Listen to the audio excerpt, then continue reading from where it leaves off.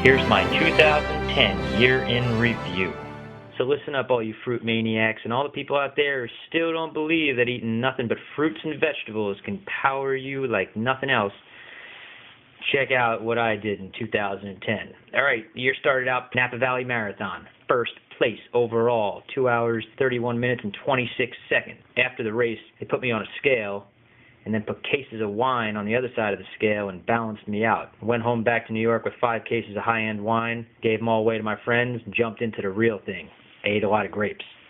March 21st, New York City Half Marathon. Potentially difficult course, considering that you got to run through the hills of Central Park and then run all the way down to Ground Zero on the West Side Highway, but I still managed to pull that off in a 1:10. That's like 5:20 pace for all you people out there that know what running fast is all about.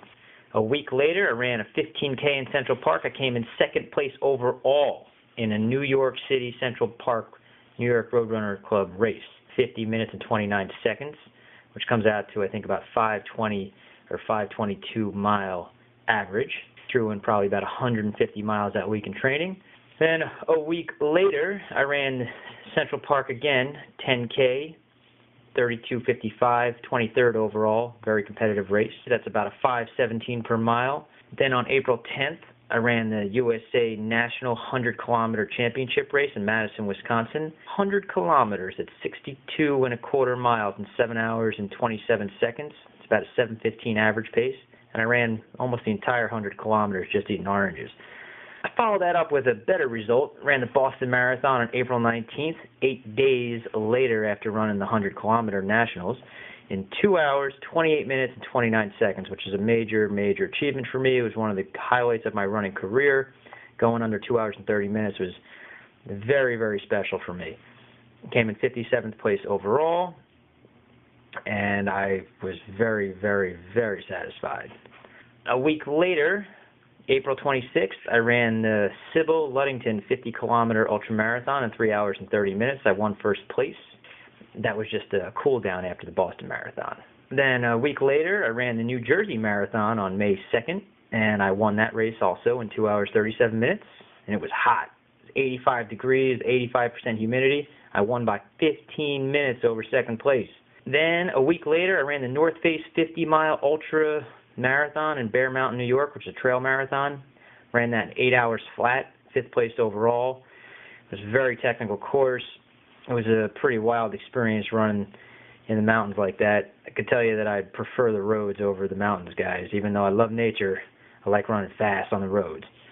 All right. Then on June 19th, I ran the Joe Kleinerman 12-hour. That's right, 12 hours. Whoever runs the most in 12 hours wins. I ran 73.6 miles. I came in second place overall. Then a week later, I ran Western States 100. This is one of the few things that didn't go so well for me in 2010. I did not finish the Western States 100 mile, and I plan on going back and finishing that race in 2011. I had some redemption after Western States. July 17th, Vermont 100 mile. I came in 5th place overall, 17 hours and 12 minutes. Then a week later, I ran the New York City Queens Half Marathon. On July 28th, I ran the Central Park 10K in 34 minutes and 13 seconds, and it was 89 degrees. 2 days later, I ran a 12-hour race in Massachusetts called the Around the Lake 12-hour. I ran 61.59 miles.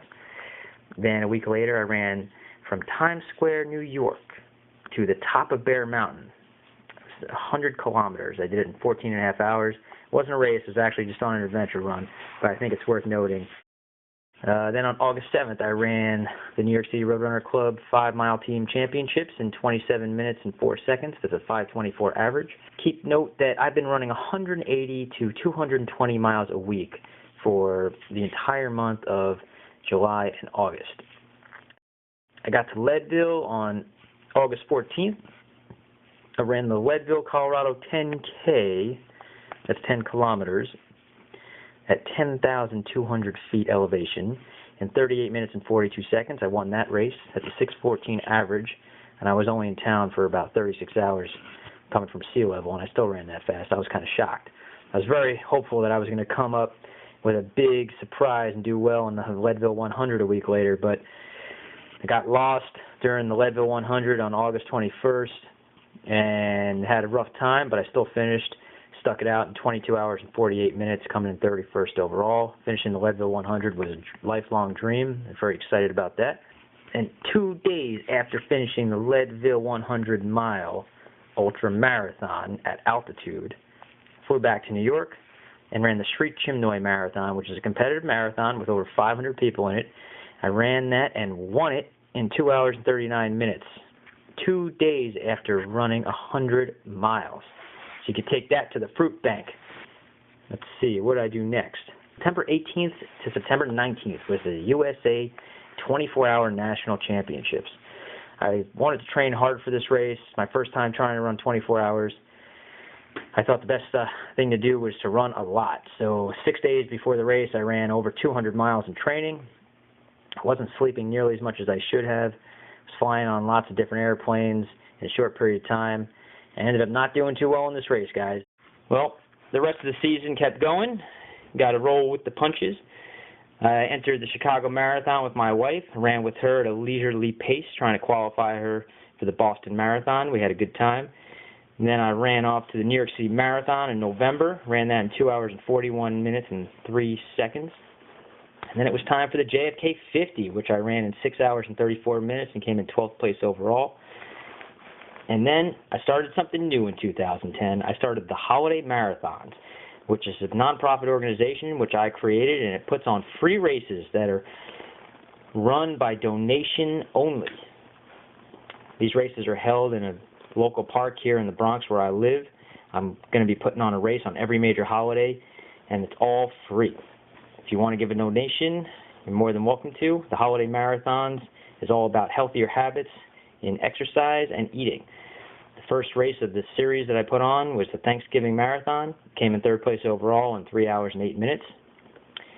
Then I decided to test the legs a little bit in a 10K in Central Park on December 11th. I ran a 10K in 34 minutes and 40 seconds. And then the second series of holiday marathons was the Christmas Marathon. And I ran that for fun with all my friends in 3 hours and 45 minutes. That wrapped up 2010. A lot of hard work. Been pounding fruit, pounding the miles, pounding out the wins. I'm going to keep it going in 2011. Hope you guys are going to stick around, take me up on some more fruit, and some more running.